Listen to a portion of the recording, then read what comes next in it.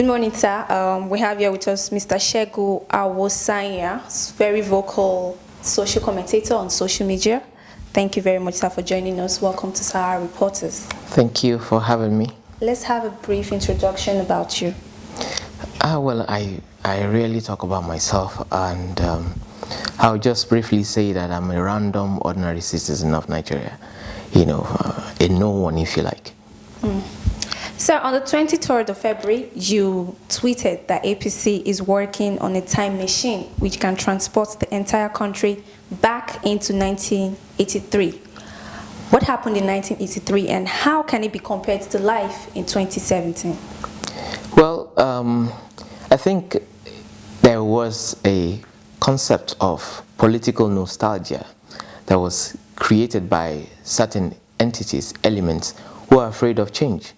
So in order to feel comfortable in their skin, they decided to return Nigeria into a period or a time in our political history that they are comfortable with. And to do that, to achieve that aim, they shopped for a leader that best suits that agenda. And then the emergence of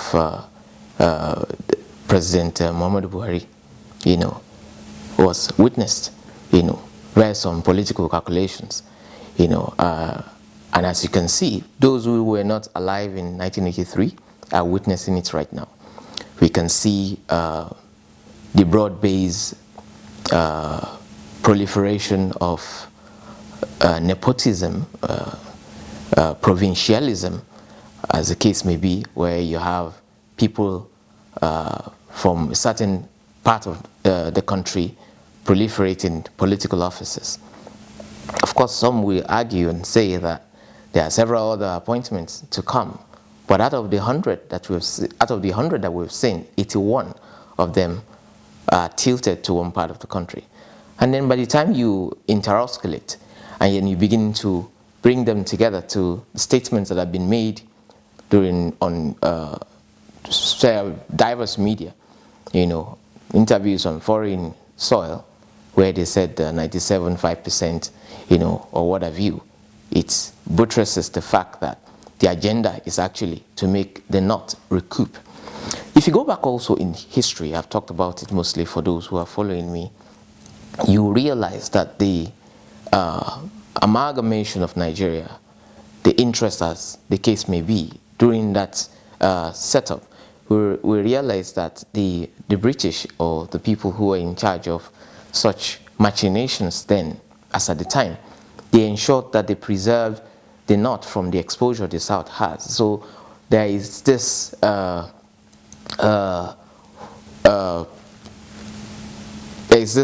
sense of fear of the North, always thinking that the South is going to overrun them politically. And then there's also the fear that of the South, that the North is going to Islamize Nigeria, as the case may be. So these things are fundamental things or issues that always stick out as a sore thumb in our political history. And whenever we're having political discourse, it's always about the North and the South.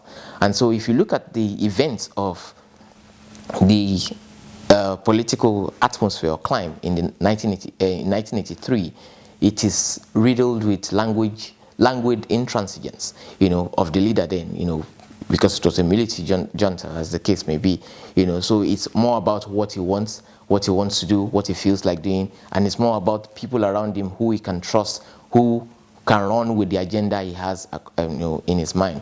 And the same thing in a democracy. The same thing has been transferred into the democracy of now in the 21st century, where the man acts exactly how he wants to act, and the people around him believes in studying what he will approve of, tell him what he wants to hear, and totally blocks them, from the pulse on the street. So automatically, there can't be any progress in such when the Nigeria of now, different from the 80s, when you're acting anachronistically, with what is happening now and as against what happened in the past when you're ruling. So that's one of the reasons, one of the fundamental problems that we have with progress now.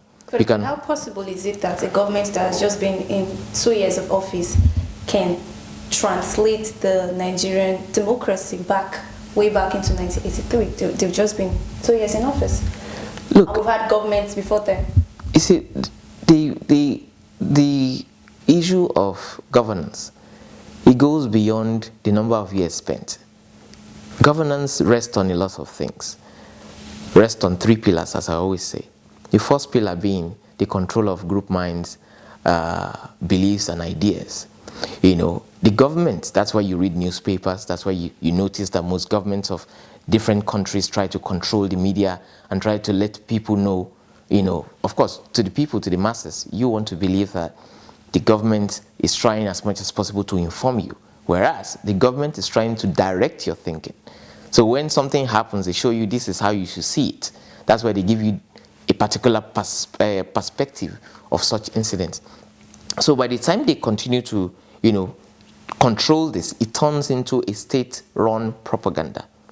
And propaganda is what people or government use to direct the thoughts of the people. So before you know it, you start beginning to have factions, people who believe verbatim the things that you're churning out, and those who can think for themselves, who are saying, this cannot be so. So before you know it, rather than people focusing on holding their government accountable, they're busy fighting each other based on what they think the government is doing. That's why you hear words like, they mean well. There's nobody who comes into governance who meant evil. Because we also fail to realize that when you look at an individual, you are not seeing an individual. You are seeing a committee within an individual. And these committees are working at cross purposes with each other. So there's a struggle within every individual, whether you're a president, you're a layman, or you're a worker, and what have you.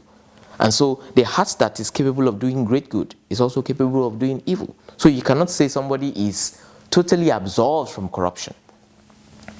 It's a choice. And it's a choice that is left for us based on what we have available around us. So in 2 years, if the mentality of a government is all about aggrandizement, self-aggrandizement, if it is based on it is our turn to eat, the world can end. The gains, democratic gains of 60 years or 50 years can be destroyed in 1 year. All people need to study is the trajectory of the decisions of government. We waited for 6 months, for goodness sake, to have ministers. The economy was, tanked right before our very own eyes. The non-oil sector was rendered moribund, knowing fully well that the past administration tried as much as possible to invest more and to encourage the non-oil sector, knowing fully well that there's dwindling activity of the oil sector. And besides, the natural resources, the blessings of Nigeria is not just limited to the resources in terms of minerals and oils. It is the people, actually. And if we know how to galvanize, a true leader, a genuine leader, will galvanize the people that he has. We invest in the people that they are, because Nigerians are wonderful people. Anywhere you go, Nigerians are topping whatever it is that they find themselves doing. But the moment they come back into the country, because the character of the kingdom emanates from the king, the leadership shows, like I said, beliefs, ideas, and of the people. So when I see that my leaders don't care about me, I don't have an ownership in the country I call my own. You won't see anybody wrap themselves, anybody saying that is, wrap themselves in Nigerian flag and say, I'm a Nigerian. There's nothing to be proud of, as it were. Because your leaders don't value you. Because they value you when your president speaks to you. American citizens, as at the Obama's administration, they look forward to hearing Obama speak to them about what is going on. How many times has our president addressed us? Probably when he goes out of the country and he's sitting before a colored person, and then he begins to tell us things that we never knew before, and that is, and this is not to say that people are anti-government or people don't like, regardless of their acronyms and the rest. We really don't want a situation where the trajectory of Nigerians voting a jumble of limbs and deaf as a post, people who are, outlive their usefulness, into power, is going to make our children wear the chains. And that's one of the reasons why we are having discourse and dialogues like this, where we can be able to talk to Nigerians and let them know that, look, we deserve better. And better can only come when we change our minds. Okay, politicians are our employees. We are not supposed to worship them. They are supposed to fear us. They are supposed to listen to us. But in a situation where, government do whatever they like to do, the local government is more or less non-existent, the state government are just there to aggrandize money to themselves, build their own political war chest so that they can go back into the Senate and retire rich at the expense of our collective patrimony, and there's a problem with that. We say that we are ousting a particular administration for being corrupt, and then we have the gigantopithecus of corruption, in power, right now, based on the things that they are doing. This is not out of them say, or somebody said, or somebody alleged. It is based on the things that we're seeing. If the people that you trust with arms of government in government begins to find ways to smuggle in fugitive, into the system to continue what they have been doing before that have been condemned, for God's sake, what else do we have? Do we call it a country? Sir, you started a hashtag Bad Sass campaign, which has received a lot of attention from the social media. Yeah. Can you tell us about it, and what do you intend to achieve with it? Okay, the Bad Sass concept came based on the cries of the people. People feel a sense of belonging. They feel a sense of ownership in a country where they complain about one thing or the other, and the government listens and take actions based on the complaints of the people. And over the years, in the past 2 years, the cries of the people has fallen into deaf ears. People don't really feel they have a government, because we are our own government in a lot of ways. We dig our own wells, we generate our own electricity, we are our own security, we level or grade our own streets. There's no sense of governance on our streets, in our neighborhood, in our community, in our society. So when the new administration was coming, they were giving audience based on two things: one, economy, and two, security. Economy has tanked, as I've said earlier on. It has fallen, it has been buried, and the security matter. Now, people are being killed. In fact, more people have died now than we have ever recorded under any administration, because of the neglect of national security, because they have prioritized regime security. In this administration, we're having different things happening, interagency rivalry and what have you. So when agencies are not cooperating to fight crime, then what happens? And then when the police structures begin to see that, okay, nothing is really happening for us here. People are not, the structure is not going to provide for us. Like I said, the theory of corruption is when you see lack, and you have an opportunity, you want to maximize that opportunity to satisfy yourself and generation to come within your lineage, without caring what happens to any other person. So when the police force realize that there's really no care, our pensions are stolen, our salaries are not paid, despite the fact that we're facing, we're sacrificing for the people, so they took laws into their hands. A hungry policeman carrying a gun has an asset in his hands, and he can begin to terrorize or begin to inflict pain on others to be able to, for material gain. So they became a mercantilistic venture, a national onslaught on the people. So across Nigeria, it was as if it was like a clockwork. You find policemen in troops hunting down youths. When they look at you a certain way and they just ask for your phone, look through your phone. If they see an ordinary Yahoo messenger on your phone, they say you're a Yahoo boy, and then from there they start interrogating you, they start threatening you. In fact, in some situations, they torture people. They force you to confess crimes you know nothing about. Then they lead you to an ATM machine and collect money and extort you.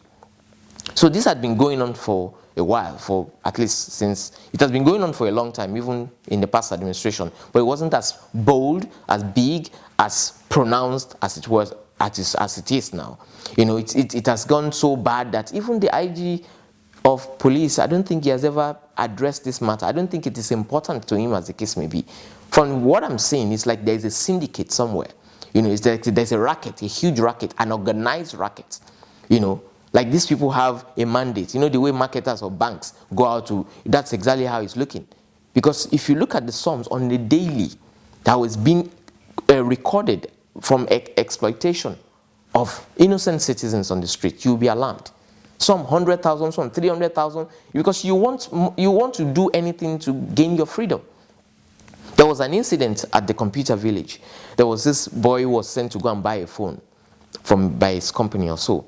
So he got to the computer village, he was accosted by these people, and then they asked him to, surrender all he has. They took all his money, they looked at his phone, they said he has pictures of phone on it, that is a fraud, that is this and that. He couldn't call anybody because they've taken his phone from him. Then they started beating him, they started hitting him with the gun and everything. Then they matched him to the ATM machine, withdraw 200,000 or so from his money that was actually transferred to him to buy these things.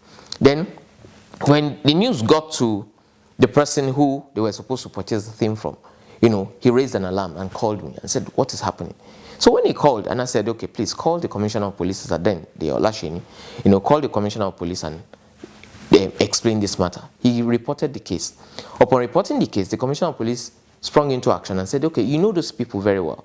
When they come again tomorrow, because they're always there, please let us know once you see them. So they alerted us. Immediately, those people started. As at the time they alerted us, they moved a team to the site. Upon getting to the site, they have already accosted an NYSC graduate, NYSC copper. They started, torturing the guy. They started, they've even matched the guy to the ATM machine. They are at the point of collecting the money from him when they were accosted and arrested. Whether the prosecution has been done now or so, it's So when we saw this case, that look, it is possible to fight this if we have the will. We now started the campaign, and then we started collecting, signatures of people, citizens across Nigeria, and then getting reports from all over. There had been thousands of reports, over 2,000 reports, even as at yesterday. Yes, how do you ensure that this does not just end at being a hashtag on social media? No, it wasn't even an hashtag alone, because for everything that I put out on my Twitter page, I also have, I don't say anything I'm not ready to fight or put actions behind. In fact, most of those things you see on Twitter are probably results of the actions I've actually taken. I've spoken with Bukola Saraki, for Senate President, and the Speaker of the House, Yakubu Dogara. He came to Lagos, and we had a brief meeting, and I submitted the petition of Nigerian citizens to him, the reports, the letters, and then a few of the incidents that have happened over time. I submitted everything to him, and then also I sent also the Senate copy to them, and as at this morning, they've given me feedback that they are they have already transmitted that to the House, and they're going to send the report back. So they are working, the NAS is actually cooperating on this matter, and they are worried about it, and they know the implication, because very soon, what will happen now is that the people will start responding. We don't want a society where the police that is meant to protect the people are actually the ones circumventing the law and fight and exploiting the people. And as the case may be now, if the care is not taken, there might be a conflagration. And with the conflagration, the people will see policemen and begin to attack them and see them as an enemy of the state or enemy of society. And that's what we don't want to happen. There are good policemen out there. There are good people who are putting their best in what they do out there. But the bad eggs are giving them a bad name. So what we're asking for is that the police, the SARS, be scrapped and the police be reformed. So those are the simple prayers of Nigerians. Scrap the SARS, we don't want them, and reform the police. The SARS are a special anti-robbery squad unit of the police. So if they eventually get scrapped, should they be replaced, especially as they are a special force? When you are reforming the police, reform takes a lot of, we're going to look at a lot of things from socio-political angle. How can they best serve the people? How can they best, how we have explored what is now, we know what we don't want, and then we need to define that which we want. And then, because I say, where now? Who is actually monitoring the police? What we have now is a chunk of indisciplined people out there enforcing discipline. It's not going to work. And who exactly do they report to? They are under the Ministry of Interior. They don't report to the Minister of Interior. They report to whosoever that they want to appease. They go to the NSA. They don't report to them. And then we have a police commission. at NAS, who I wonder what they're actually doing about this menace, which is why the first point of call is to send these things to the legislature. I've already had several meetings with the Minister of Interior because he's in charge of Homeland Security anyways. And based on that, he should be able to advise the president properly on the menace on the street and what is happening and the imbroglio to come, because the signs are ominous. So how would you describe President Buhari's inactions towards allegations of corruption from top government officials in his administration? Well, we need to understand how the presidency works first before we begin to cast aspersions. And I said this also many years back when the APC was clamoring for power, that look, it is not about, you don't create the good by fighting the bad. If you want to do good, you do good. You don't create light by trying to use darkness to outshine darkness. It doesn't happen. You don't, hatred does not overturn hatred.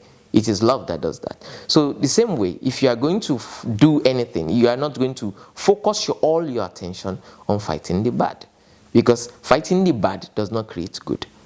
So in other words, if you are going to look at the administration as it were, number one, the set of the structure itself. You see, when you say corruption, corruption is not an individual. Corruption is not a tribe. It's not an ethnic extraction. Corruption is systemic. So a president who came into a system will be forced to, it's like jumping into the river. You can't swim against the tides. You need to flow with the tide and then know how to navigate yourself to achieve your aim using the force of the tide. And that's the rule of Tai Chi and Co. So jumping into or being stampeded into power, making so much promises, and then getting there to realize exactly how things are. You have now beginning to understand what is rebus sic stantibus as it stands. You are beginning to see that this is exactly what the presidency is all about. But of course, the first mistake has been made. Rather than employ your weaknesses like Ronald Reagan did. Ronald Reagan wasn't an experienced politician; he was an actor. So just as you are, General Buhari is not an experienced politician. He was a military man, a former military man who was a former military head of state. In a democracy, you don't get converted to be a Democrat by makeup or by a couple of guys taking your pictures in different attires. It doesn't just happen like that. It's not like the Holy Spirit. It doesn't transfer from, from the air. It's something that you have to consciously build. So as it were, he came into power surrounding himself with people that, he can trust, and people that were, foisted on him or forced on him based on, political calculations. Of course, if I invest in your election, I should be able to recommend and say, I have my boy there, he can be your this. I have my this, he can be your that. You can't run away from that in this kind of politics, void of ideology. So he has all those things around him, and they are most of the fundamental enemies that he has are those people under the presidency, because the presidency is the president. Mm-hmm. They are the one that controls the president. The president doesn't need to be a genius. If he has a strong presidency, they will build and enforce a proper, a strong institution that will fight a lot of things and help guide his administration. So as a way, if you are to judge him based on, how things are running or the inertia of his action towards, you say that most of the time you will be forced to judge him wrongly, because you can only decide based on what you know. Will we be able to say, can we say prima facie or stricto sensu that he is aware of most of these things? Most of these things lands on the table of his chief of staff, and if the chief of staff does not really get it to him or they make the decision on his behalf, he gets the blame. But again, based on the precedent that have been set, that the color of the cloud, the intensity of the rain is the fault of the president, just as we have said about President Goodluck Jonathan, blamed him for everything, including the color of the sky. The same is applicable now. People are going to adopt that template now and blame him for every single thing. Nobody is going to be rational. Because, so you're saying that the promise to fight corruption was a front used to win elections? There's something called isomorphic mimicry.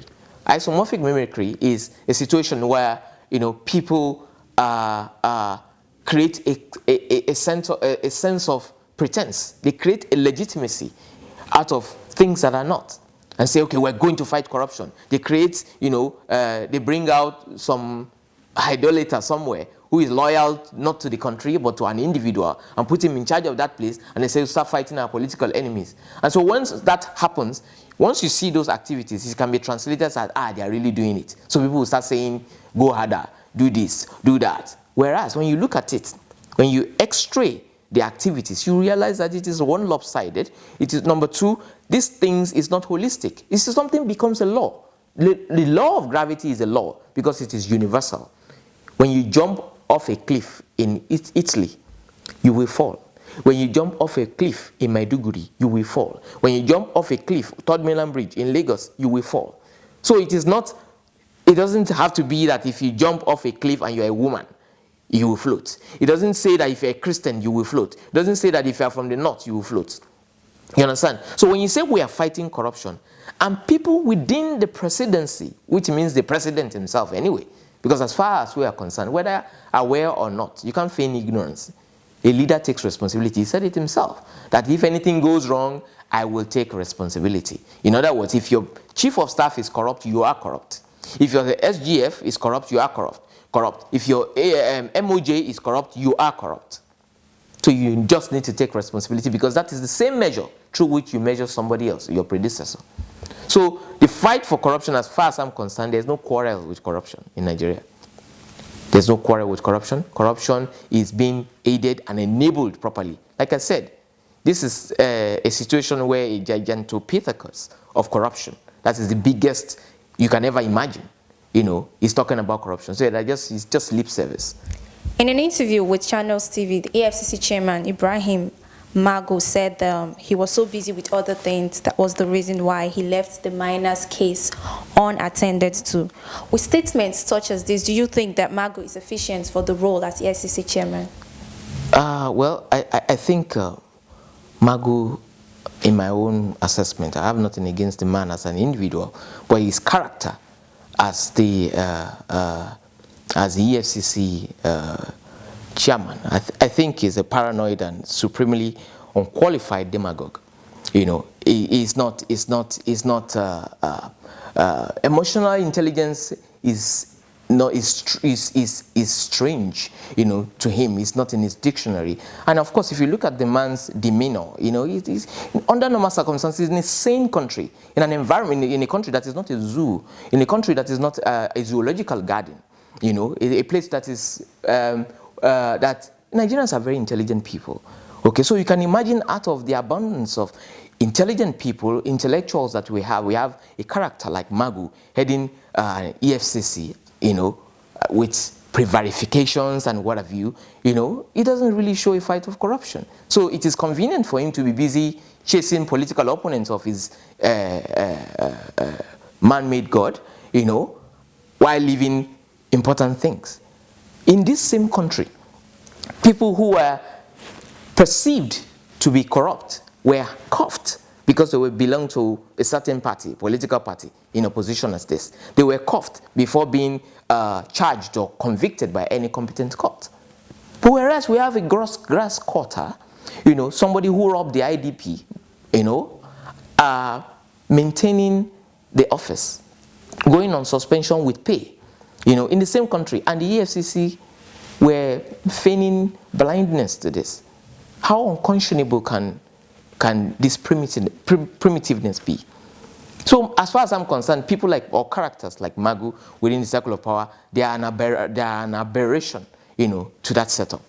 They are people who makes the fight of corruption, or probably the pseudo fight of corruption, look more like a child's play. It's nothing, really. When you hear them talk, when you hear the kind of, when you x-ray their activities, you realize that there's really nothing going on there. They're just beating the time and just wasting Nigerians' time and making noise, and then creating propaganda, and then they're spreading rhetorics and inanities, for a moral riot to chant on social media. Sir, the ECOWAS Court of Justice just awarded 88 billion damages against the Nigerian government for its failures to clear landmines in the southeastern part of the country. Why do you think the federal government hasn't evacuated landmines 47 years after the Civil War? Well, the general African problem is the leadership problem. We have a leadership crisis in Africa. What is going on in Kenya is an X-ray. It's ominous also to what we should expect much later in Nigeria. It is already happening here. And if you look at other parts of Africa as well, we have the same thing.